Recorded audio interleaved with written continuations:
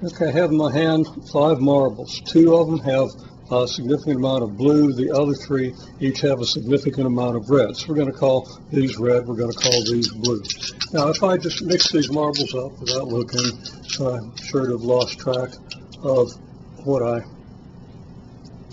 of where any particular marble is, and I make a choice, I come out with a red and a blue.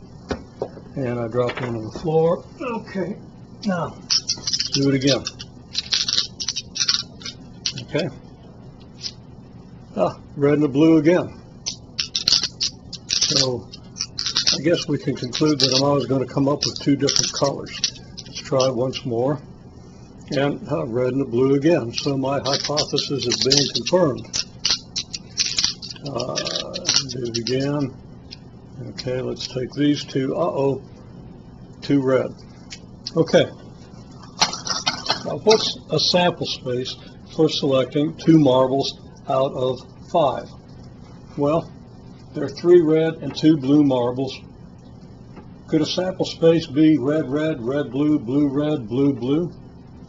Could that be a sample space? Well, I'm saying it's not. I'm not saying why. Can you figure out why that is not a sample space? And 2 blue, 1 of each, 2 red. Those are events we could get. We got 2 red 1 time, 3 times we got 1 of each. We never did get 2 blue. But if I did this a large number of times, would I expect these to be equally likely? Or would I expect these to be equally likely? But let's go ahead. You need to stop and think through that a little bit if you haven't already. But let's go ahead and see how we might analyze the situation. Okay, now I could easily, if I wished, take a marker and label all these marbles. I could label them A, B, C, D, and E, with A, B, and C being the letters on the 3 red marbles, and D and E being the letters I put on the 2 blue marbles. So now I have 5 marbles, A, B, C, D, and E, and I'm selecting 2. Okay, how can we come up with a set of equally likely outcomes for selecting 5 marbles out of the set A, B, C, D, and E? Well, one way to do that is to simply draw a tree diagram. You should draw, the tree diagram's right there, but I haven't completed it. You should try to draw a complete tree diagram for choosing one of these marbles and then choosing another one out of whatever's left. Well, okay, you should have done that. You should have thought through that, but let's discuss it now. The first choice, I could get A, B, C, D, or E with equal probability. Okay? Having gotten A, I could then get B, C, D, or E, all with equal probability. Having selected B, I could get A, C, D, or E. Having selected C, I could get A, D, B, or E. Having selected D, etc. And we should understand this tree pretty well. Okay, and we see if we count the outcomes, there are 20 possible outcomes for the 2 marbles that we get. Now, these outcomes include AB, but also BA.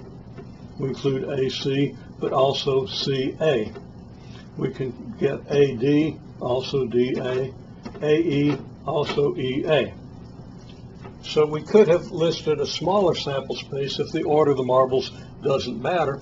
But if we're going to say the order matters, then we need 20 outcomes.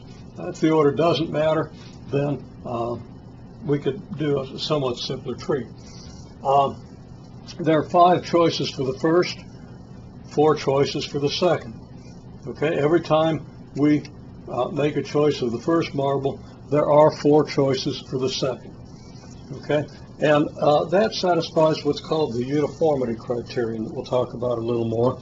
Uniformity criterion simply says that you have the same number of choices at every step of choosing these marbles. We always have 5 choices for the first, and that always leaves us 4 choices for the second.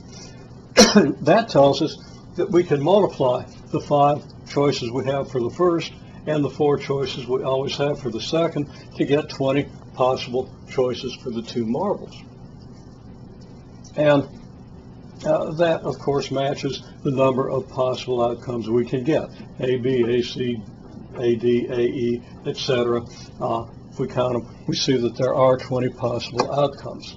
Now, in the next clip, we'll see how we can apply this tree to the question of what we get when we choose 2 marbles at random from a set of 3 red and 2 blue marbles.